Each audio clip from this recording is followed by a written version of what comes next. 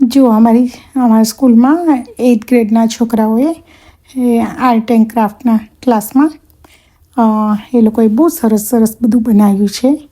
કૂકીનું basket બનાવેલું છે, કોઈએ કૂકી ડો બનાવેલો છે, કોઈએ કેક બનાવી છે, કેમેરા બનાવ્યા છે, પાણીની બોટલ બનાવી છે, બાયનોક્યુલર બનાવી છે, ગિટાર, સ્નૂપી હાઉસ બનાવી છે. એ બહુ બધું સરસ એ લોકોએ બનાવ્યું છે. ખરેખર લાઈક જોયા જેવું છે. જોઈ ફ્રૂટ પ્લેટ બનાવી છે અને વેજીટેબલની બનાવી છે. આવી રીતે આખી વોલ બનાવેલી છે. તો રિયલી નાઇસ બનાવી છે અને તમને મજા આવે જોવાની એવું છે. જુઓ દેવીએ મારા માટે સેન્ડવિચ બનાવી મસ્ત મજાની, એકદમ સરસ બોમ્બે સેન્ડવિચ.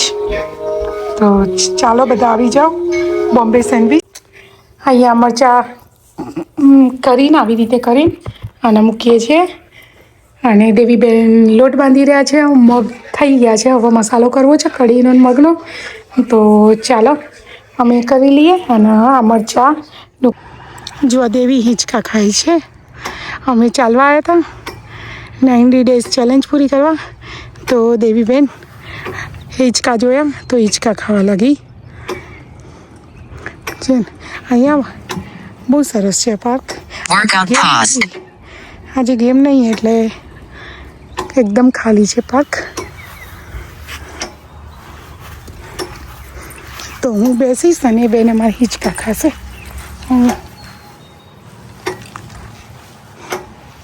જો હવે અહીંયા જશે લપસાણીને એવું ખાવા. હવે જોઈએ કેમનું એનું થાય છે. જો ચડવા તો લાગે જોઈ ટ્રાય કરે છે. જવું કે ના જવું કે ના જવું. એ ગઈ.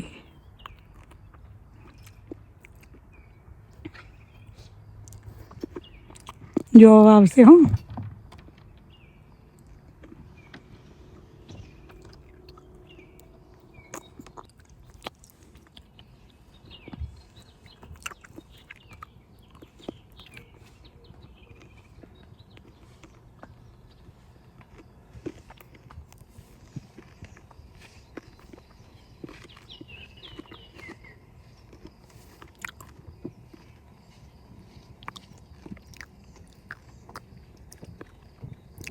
જો બીજી લેવલ લપસાણી ગઈ પણ એ તમને નહીં દેખાય કારણ કે થોડુંક એ છે એટલે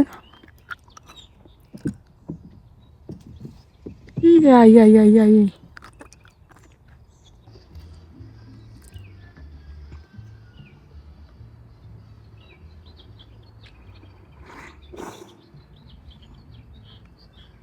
છે ને.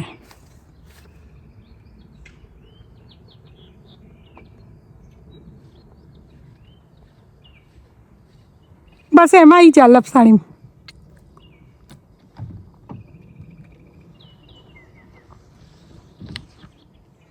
શું છે એમાં? કંઈ નહીં, આપણે ઘર આગળ પેલું નથી સ્કૂલમાં? હા, એમાં તો પેલું સ્પાઈડર વેબ છે. હા, બધું ક્લાઇમ્બ કરવાનું. એનું એક તો રૂમ લઈને તમને સ્લાઇડ નીચે નાખે. પણ અહીંયા જોયું પેલો પાછળ માઉન્ટેનથી કેટલું ક્યુટ લાગે, મસ્ત લાગે. જો અમે સ્ટોરે આવી ગયા અને જો અમારા સ્ટોરમાં બધી વાઈનો છે. અહીંયા અમે અમારા સ્ટોરની નજીકનું છે ને ટ્રેલ પણ બહુ જવા જઈએ છીએ એટલે Workout paused.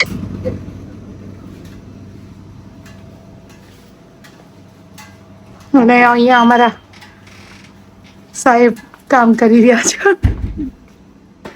નહીં બિઝી તો બિઝી નહીં હમણાં થશે. તો એવું છે. જો કે કેટલા વાગ્યા? ઓહો 8 વાગવા આવ્યા. ચલો અમે ઘરે જઈને રોટલીને કરીએ. ઓકે બાય, મળીએ.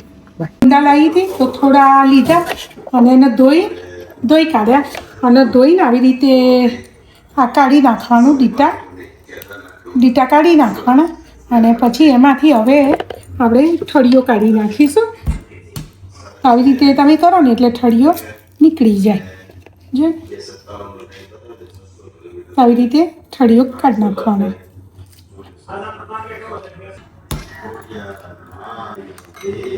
મીઠામાં ડબોરીને તમે કાઢો ને એટલે તરત જ નીકળી જાય. તો અને જો તમારે આવી રીતે કટ કરીને કાઢવું હોય તો પણ કઢાય, પણ મને નહીં ફાવતું એવું, તો હું આવી રીતે કરી દઉં છું. અને જો આવી રીતે મીઠાવાળી હોય ને ફટ લઈને તમારા હાથ પણ ના બગડે ને કંઈ નહીં. તો આવી રીતે મારો ને એટલે 2 ફાળિયા થઈ જાય. આજે આનું શાક બનાવવાનું છે તો હું એની તૈયારી કરું છું. અથાણું નથી કરવાનું, પણ શાક બનાવવાનું છે.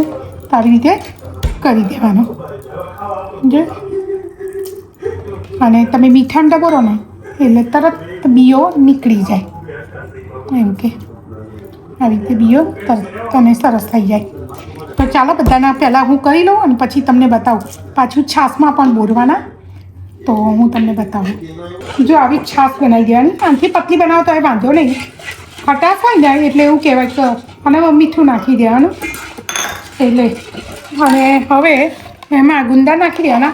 એટલે આની ગુંદાની જે ચીકાશ હોય ને એ બધી નીકળી જાય. અને આ શામળા મારે શામળા થવા માંડ્યા ને એ શામળા ના આવે તો 5 મિનિટ રહેવા દેવાનું એટલે બધી ચીકાશ નીકળી જાય એમાંથી.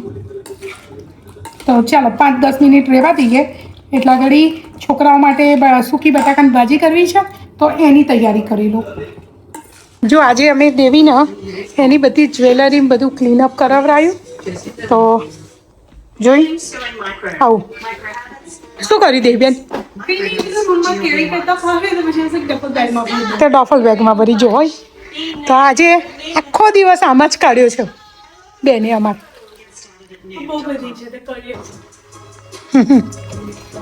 હું સ્કૂલેથી આવીને તાર જોઈ તો બેન લઈને બેસી ગયેલા હતા.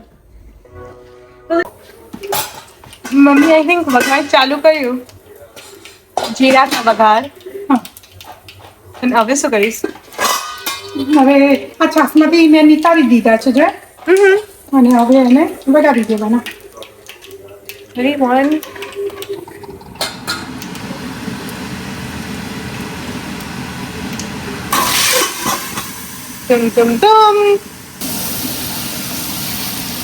જો અમે સરસ મસ્ત મજાના હવે વઘારાઈ ગયા.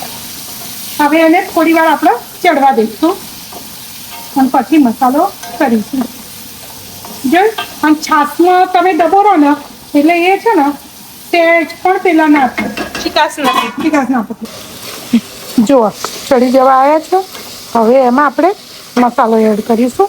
ભરેલા રીંગણનો મસાલો એડ કરવાનો એટલે સરસ લાગે.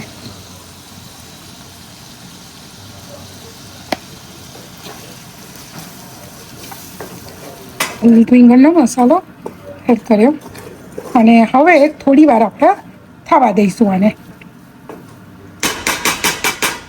શાક છે રેડી એકદમ, અને એકદમ સરસ ચડી ગયું છે. એટલે આમાં ભરેલાનો મસાલો નાખો ને તો બહુ સરસ લાગે છે. તો આપણું શાક અહીંયા રેડી છે. ચાલો બધા આવી જજો. જુઓ બટાકાનું શાક, ગુંદાનો અને કેરીનો સંભારો ને રોટલી. તો આવી જાઓ બધા જમવા માટે, રેડી છે. ચાલો ત્યારે અમે જમી લઈએ, તમે બધા આવી જાઓ.